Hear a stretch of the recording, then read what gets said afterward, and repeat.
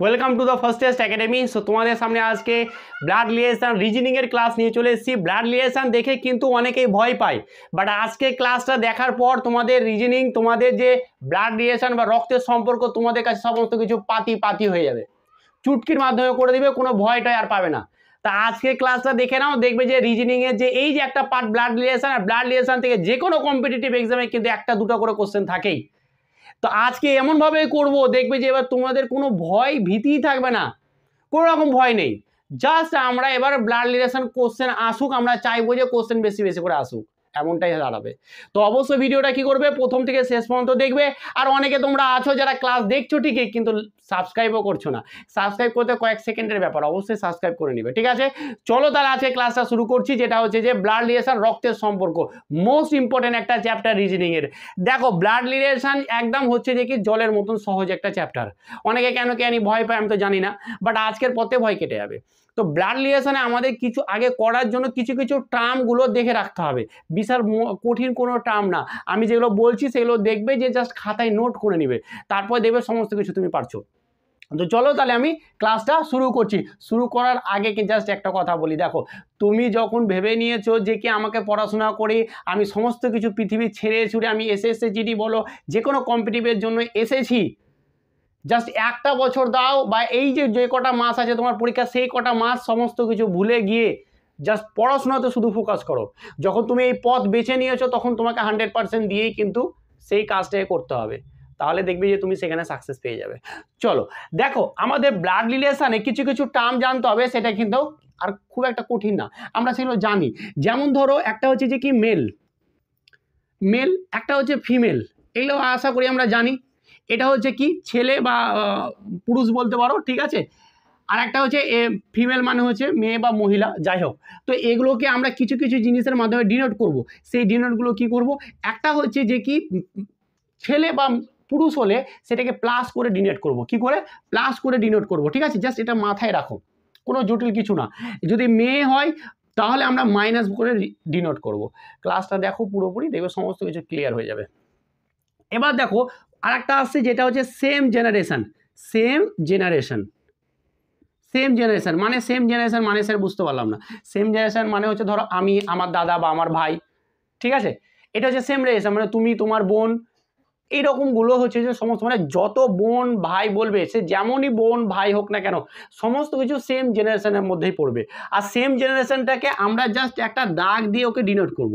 মানে ধরো না যে তুমি এবং তোমার ভাই এ এবং বি দু ভাই, তাহলে আমরা এইভাবে দাগ দিব। এরকম দু ভাই তো তার মানে প্লাস, তাহলে দুজনে প্লাস, এইভাবে ডিনোট করব। পুরো ক্লাস দেখো না, জলের মতন পাতি করে দেবো সমস্ত কিছু। তাহলে হলো, এটা হলো জেনারেশন। এবারে হচ্ছে যে কি জেনারেশন যদি গ্যাপ হয়, মানে জেনারেশন গ্যাপ মানে হচ্ছে যে কি ধরো একটা জেনারেশনের কি হয়ে গেছে, গ্যাপ থেকে গেছে। মানে ধরো আমি আর আমার বাবা, একটা গ্যাপ তো জেনারেশনের, যে আমি, আমার বাবা বা আমার কাকা, এগুলো হচ্ছে এক একটা জেনারেশন। আমার কাকা এবং আমার বাবা ওরা আবার সেম জেনারেশন, কিন্তু আমি আমার বাবার মধ্যে কিন্তু একটা জেনারেশন কি আছে, গ্যাপ আছে। তাহলে জেনারেশন যখন গ্যাপ থাকবে তখন আমরা এইভাবে ডিনোট করব, ঠিক আছে? এইভাবে ডিনোট করব। অ্যাকচুয়ালি কি করলাম বলো তো, জেনারেশন গ্যাপটাকে আমরা কিভাবে ডিনোট করবো অ্যাকচুয়ালি? তাহলে তার মানে ধরো যে কি এটা যদি ধরো এটা যদি আমি হয়, আর আমার ছেলে বা মেয়ে, তাকে আমি নিচে নামিয়ে দেবো। মানে বাবাকে সবসময় আমি ওপরে বসাবো, ঠিক আছে? বাবাকে বা মাকে জেনারেশন গ্যাপ থাকলে তাকে অবশ্যই উপরে রাখবো, কিন্তু জেনারেশন গ্যাপ আমার থেকে বড়, তাহলে তাকে উপরে রাখবো। সেই হিসেবে যারা জেনারেশন গ্যাপে উপরে থাকবে তাদেরকে আমরা উপরে এইভাবে ডিনোট করব। আশা করি বুঝে গেছে, হয়ে গেল, তোমরা পেরে গেলে, অর্ধেক পেরিয়ে গেছে। জাস্ট আর একটা জিনিস মাথায় রাখতে হবে, যেটা হচ্ছে যে কি স্বামী স্ত্রী বা কাপেল, ঠিক আছে? স্বামী স্ত্রীকে আমরা কিভাবে ডিনোট করব, বা যেটাকে বলছে কাপেল, ঠিক আছে? স্বামী স্ত্রীকে আমরা ডিনোট করব এই দুটো দাগের মাধ্যমে। মানে ধরে নাও যে কি আমি যদি বলি যে কি এ বি, কত কষ্ট দেখো না এই গরমে, তারপরে এইভাবে ক্লাস করা, মিটাও মুছো, যাই হোক, এ বি যদি এটা স্বামী স্ত্রী হয়, তাহলে আমরা এইভাবে ডিনোট করব। এবং একজন স্বামী হবে, একজন স্ত্রী হবে, তাহলে যে স্বামী হবে, ধরো এ স্বামী, তাহলে একে প্লাস করবো, এটাকে মাইনাস করবো, বাস এটাই আমার কাজ। এই চারটা জিনিস যদি তুমি মনে রেখে দিতে পারো, তাহলে ব্লাড রিলেশনে আর তোমার কোনো কিছু তো আটকাবে না। সত্যি বলছি, ভাবছি যে স্যার কি বলছি, যে এই চারটা জিনিসে তো হ্যাঁ সব করে দেবো, সব এই চারটা জিনিসের মধ্যে। এসএসসি জিডি যেগুলো বিশেষ করে আসে, যে কি হ্যাঁ এ প্লাস বি মানে হচ্ছে এ বি এর ভাই, এগুলোও করবো। তাহলে ধৈর্য সহকারে ক্লাসটা দেখো, দেখবে সমস্ত কিছু আস্তে আস্তে করে পারছো। ঠিক আছে, তাহলে আমরা কি বলে দিলাম, যে আশা করি এগুলো নোট করে নিয়েছো। এগুলা কি করলাম দেখো, প্রথমে আমরা করলাম যে কি মেল বা পুরুষ বা ছেলেদেরকে ডিনোট করবো প্লাসের মাধ্যমে, কোনো মহিলা বা মেয়ে হলে মাইনাস করে ডিনোট করব। যদি সেম জেনারেশন হয়, মানে একই ভাই বোন এরকম কোনো কিছু হয়, তাহলে আমরা এটার মাধ্যমে ডিনোট করব।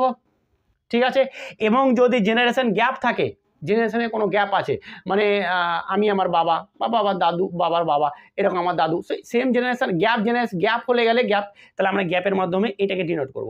আর যদি স্বামী স্ত্রী হয় বা কাপেল হয়, স্বামী স্ত্রী, তারাকে আমরা এইভাবে ডিনোট করব।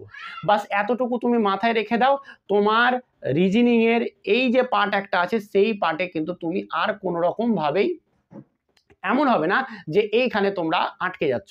রিজনিংয়ের ব্লাড রিলেশন সব থেকে সহজ। তো এই হচ্ছে, এই কটা জিনিস তোমরা মাথায় রেখে দিলাম। এবার আমি একটা একটা করে কোশ্চেন করবো, আর একটা করে কোশ্চেনে আমি আনসার করবো, দেখবে তোমাদের সমস্ত কিছু ডাউট ক্লিয়ার হবে। চলো তাহলে আমরা প্রথম কোশ্চেন করছি। দেখো প্রথম কোশ্চেনে তোমরা স্ক্রিনে দেখতে পাচ্ছ, প্রথম কোশ্চেন তোমরা দেখতেই পাচ্ছ। তো আমার কাছে সুবিদাসের বই আছে রিজনিংয়ের, ঠিক আছে, এইটা হচ্ছে রক্তের সম্পর্ক, দেবে প্র্যাকটিস প্রবলেম, যেটা হচ্ছে 445 পাতায়। আমি একটা করে ধরে করাচ্ছি, দুটো তিনটে করাবো, তাহলে কিন্তু তোমাদের কি হয়ে যাবে, পুরোপুরি দেখবে যে ডাউটটা ক্লিয়ার হয়ে যাবে। তো চলো আমাদের প্রথম কোশ্চেন কি বলছে দেখো, বলছে যে কি পি ও কিউ দুই ভাই, 27 দাগেরটা করছি, ঠিক আছে, যাদের কাছে বই আছে তারা দেখতে পারবে। বলছে যে পি এবং কিউ দুই ভাই, এস এবং টি দুই বোন, এক্স হলো পি এর মা, কিউ হলো এস এর স্বামী, তাহলে এস এক্স এর কে হয়? ঠিক আছে, চলো দেখো খুবই সহজ। দেখো কি বলছে, পি এবং কিউ দুই ভাই, তাহলে দেখো আমাদের কি বলেছে, পি কিউ দুই ভাই, তাহলে আমরা কি করব, এরা হচ্ছে সেম জেনারেশন। আস্তে আস্তে করছি, একদম ভালো করে মাথা ঠান্ডা করে দেখো। পি কিউ বলছে যে কি দুই ভাই, তাহলে তো এরা সেম জেনারেশন, তাহলে সেম জেনারেশন হলো, আবার কি সেম জেনারেশন এটা দিলাম। এবার কি বলছে যে কি দু ভাই, তাহলে দুই ভাই হলে তো এরা প্লাস হবে, তাই প্লাস করলাম, বোঝা গেছে।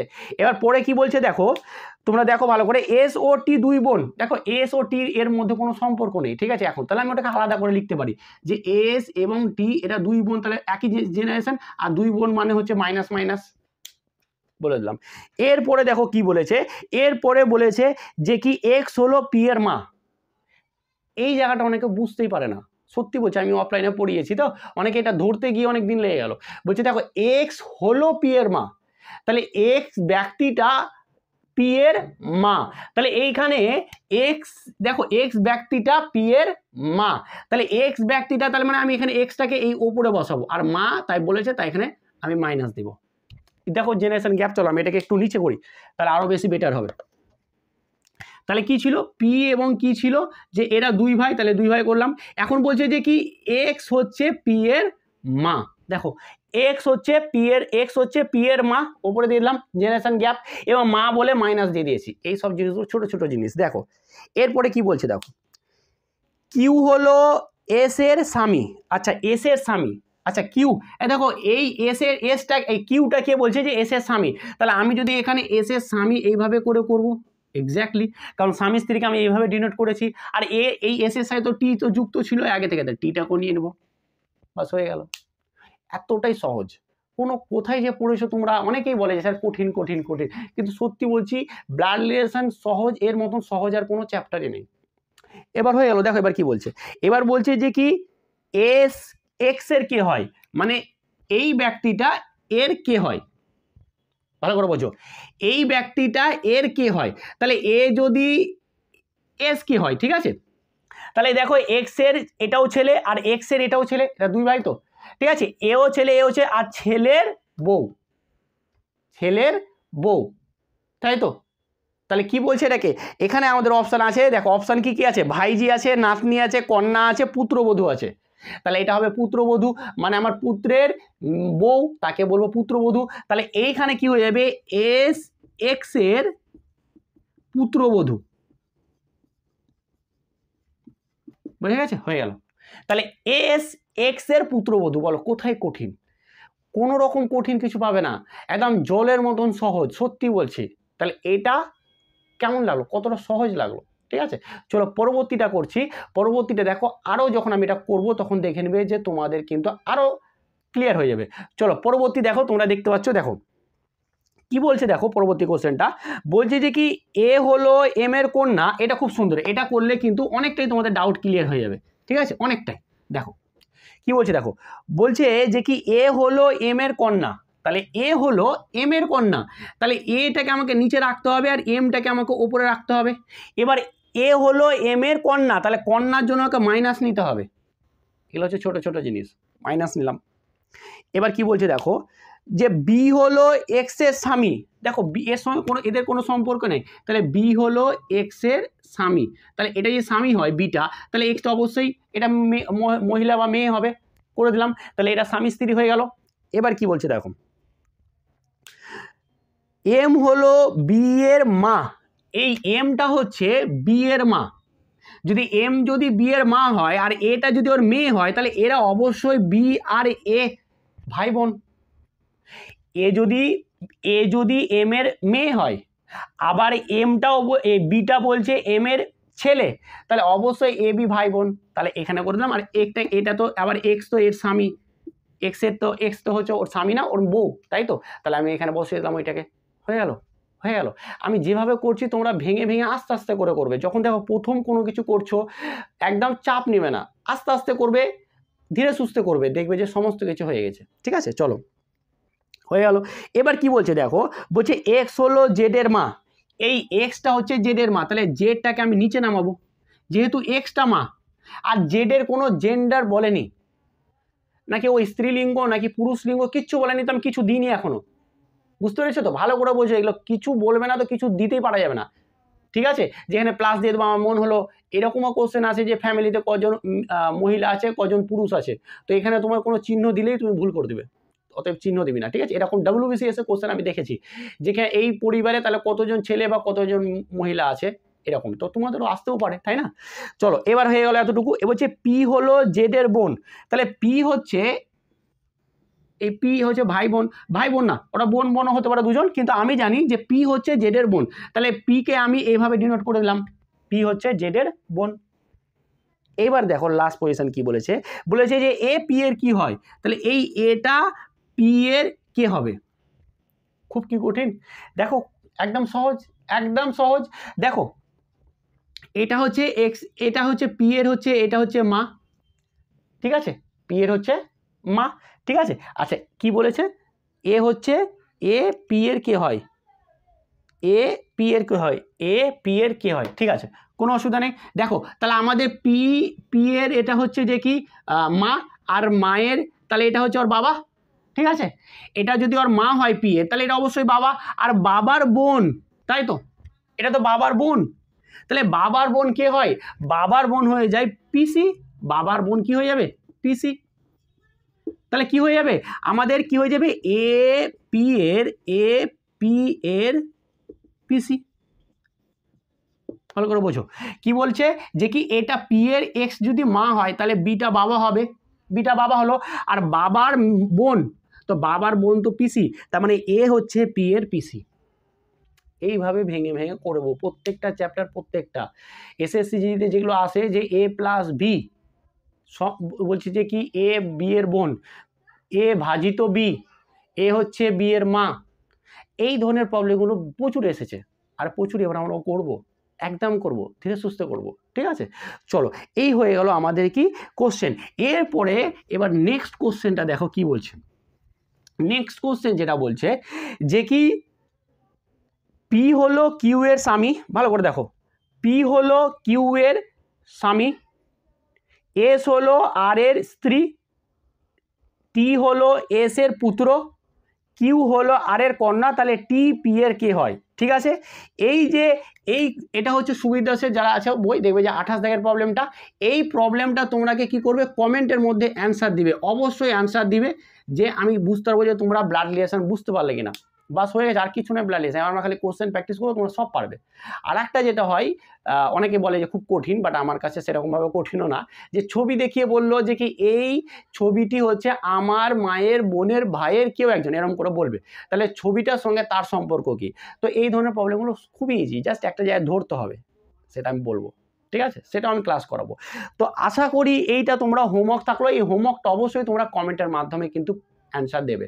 তো আজকে একটু বেসিক শেখালাম এবং তার সাথে সাথে কিন্তু কি বলছি যে পুরোপুরি চ্যাপ্টারগুলোকে রিজনিংয়ের বলো ম্যাথের বলো পুরো পাতি করে দেবো। আজকে বলো যে কি তোমরা পারছো কি পারছো না, আজকে তোমরা বইটা খুলে এই ধরনের প্রবলেম যা আছে সমস্ত কিছু করে নিবে, আর এটা যেটা আমি দিয়েছি সেটা খালি কমেন্ট করে অ্যান্সারটা জানাবে। তারপরে বই খুলে যে পারছো কিনা সেটা আমাকে কমেন্ট করে দেবে, হ্যাঁ স্যার পেরেছি, তাহলে খুবই ভালো লাগবে, আনন্দ লাগবে আমাকে। আর না পারলেও বলবে স্যার পারলাম না, আরেকবার আমাকে কিন্তু একবার বুঝিয়ে দেন, আমি কিন্তু আবার বুঝিয়ে দেবো বেসিক থেকে।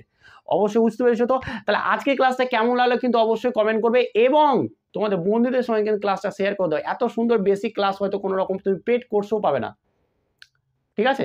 তো আশা করি আজকে ক্লাসটা ভালো লেগেছে, এতক্ষণ থাকার জন্য অসংখ্য ধন্যবাদ। চলো আজকে এখানেই, ভালো থেকো, সুস্থ থেকো। আর এইবারে কিন্তু এসএসসি জিডি বলো, আরপিএফ বলো, যে কোনো এক্সামে বলো, তোমাকে কিন্তু একটা চাকরি পেতে হবে। এই প্রতিজ্ঞা নিয়ে কিন্তু একদম সামনের দিকে এগিয়ে যাও, তোমার কিন্তু জয় হবেই হবেই হবেই।